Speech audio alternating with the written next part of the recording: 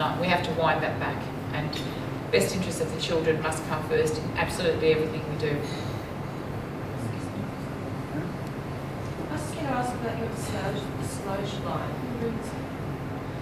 It's not everyone.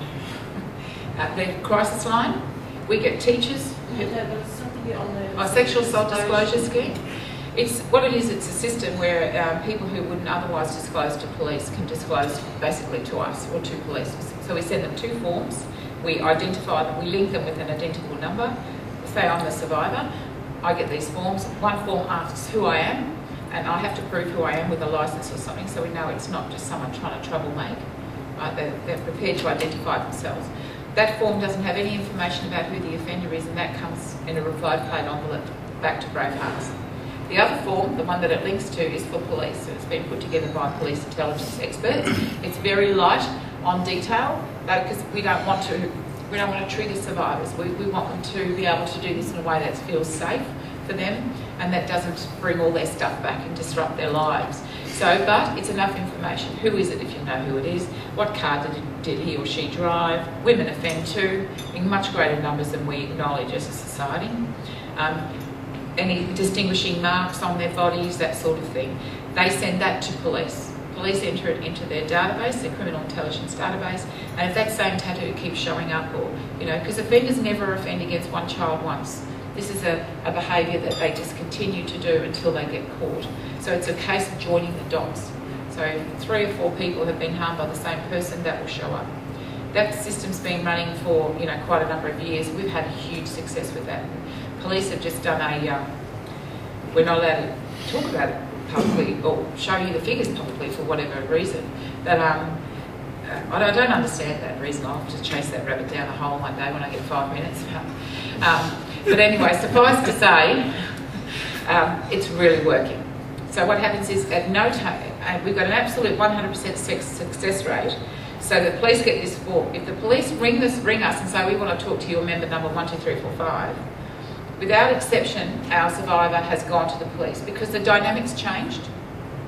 It's gone from survivor, I know that this guy's still doing it, he's now around children, I know, it's my responsibility, I have a responsibility to tell the police, I have to stop this guy, this is what's going on right out there. But I can't, who will believe me? It's so long ago, I can't prove it. Grandma will have a heart attack and die, all of that's going on. And I've got to walk into a police station, talk to a police officer who I've probably never, obviously never met before, he's probably going to be a bloke, and I have to tell him in excruciating detail, in my statement, what happened. Which means I've got to go back, close my, relive this whole thing, how I was feeling, what he did in minute detail, with no hope at all, at the end of all of that, that there's going to be a conviction. I'm just wasting his time, because that's what's going on, and that's what's going on for a survivor, okay? What this scheme does is turns that around altogether, because the police are going to the survivor and they're saying, we want you to come and tell us. Okay, here's the difference. Wow, maybe he's done it to someone else. Dang, they really want to believe me. Somebody finally believes me. I'm going to give this a crack. I feel like this is a good thing to do. I am going to help the police do this. See, it's a different scenario altogether. And that's what the scheme does, and it works. And at no time have any of the survivors that have been approached by police refused to go. One did because she was expecting a baby, but when her baby was born, she went in. And we've had numerous convictions. I don't even know the number, because when they said I wasn't allowed to talk about it, I can't put it out of my head. That it's just, but there are, and that's why these other police forces are taking it on around the country, and that'll be national. Give me 18 months, and that'll be everywhere. South Australia. Yeah, it needs us badly. We're going. Last night we got it, so we're there soon.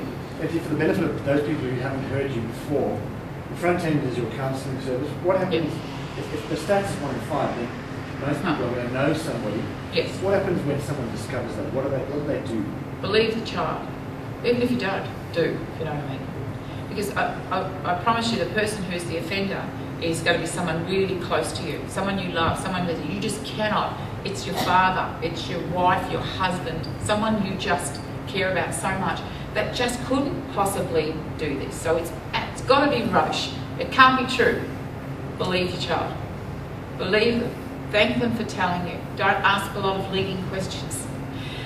Just believe them and support them and tell them that you love them and thank them for telling you and hold them to I believe you. I will do everything I can to make sure this doesn't happen again. Can I tell you, if the child is telling a fibby, which can happen, it's very rare that it can happen, something else is going on in their life that is terrible. If it's not that, it's something else. Don't dismiss your children. Children just don't know how to lie about this stuff. You've got little kids. When I'm talking teenagers, that's a different story. They can be quite mischievous. But the little ones, look, it's not just the words that a child talks to you, it's their body language. If someone has been harmed, they're not going to stand there and go, and then he did this, and then he did that, and then he did this. It'll be more like, and then he, and this is what police are trained to look at. It's not just the words. It is a whole combination of things. But my biggest one, believe your child. Absolutely believe the children every time. Don't doubt them. And support them through it. And be prepared to walk away from that person that you really, really love. You, like my husband, will have a choice. You're either going to defend your father or whoever it is and, protect the family, or you're going to defend your child and protect the child. And it's a terrible choice to have to make. That's why I just adore my husband so much, because it's such a terrible choice to have to make, but it's a clear choice. You've got to be looking after your children.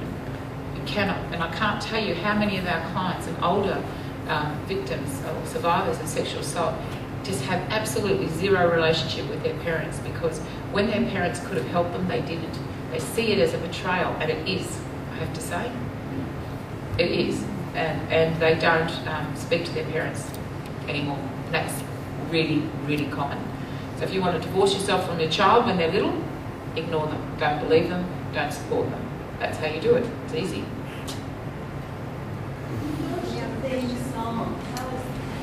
launched a song. Yes. Oh, this is the Gina Condi. Listen. How was that received? Fantastic. It's beautiful. When I first heard that, I cried. She was about 14, I think, when she wrote it. 13 or 14. Indestructible, No one can touch us now. No one can hurt us now. Indestructible you are. And she and her girlfriends at school wrote that song. It's beautiful. I still get really emotional when I hear that. It's absolutely gorgeous. I'm not a music promoter, but I do know Tina Arena. Well, I know of her. She's one of our ambassadors, so I am going to actually contact her again when I get 5 minutes and introduce them and see if Tina will help us get that out there, because it is a gorgeous song and it is really beautifully written, and she's got an amazing voice. She's just a really big voice like Tina. Yeah, so she's a beautiful girl, lovely girl. Something, that could be played a lot. Yes, we're just redoing. We've got this amazing support, so we're just redoing all of our website at the moment. So what's there is sort of the old one, but we've got a whole new one, and on that we'll have the capacity. So when you turn on the Bravehearts website, the song will play just for a little bit, because we don't want to drive people mad. It could be in an office, just so you'll get a little taste, and then it'll go quiet. If you want to hear it, you can plug on and hear the rest of it. Yeah, and just at our events. Liz comes and sings at our events. Our Thanks You Awards again coming up on 20th of this month, of next month. Yeah, so just wherever we can. But it's going to be a hit. I really do believe it'll be a popular media hit. Yeah, when we can get it out there. It's a great song. All right, any more questions? Just one really quick time.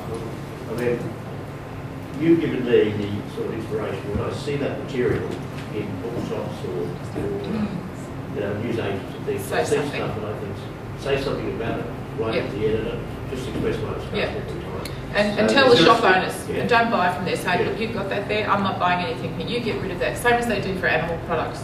I know we're running out of time here, but that's right. That's a sort of on-the-ground action. It needs to be cool to be a kid. It does need to be cool to be a kid, and you need to be a good parent. You defend your children, and you stick up for them, and you guide them, which means saying no sometimes. Right, I would like to thank Hetty for taking the time to come and talk to us about this update, and I think it was valuable because we learned much more about Braveheart. I did as well. So thank you so much.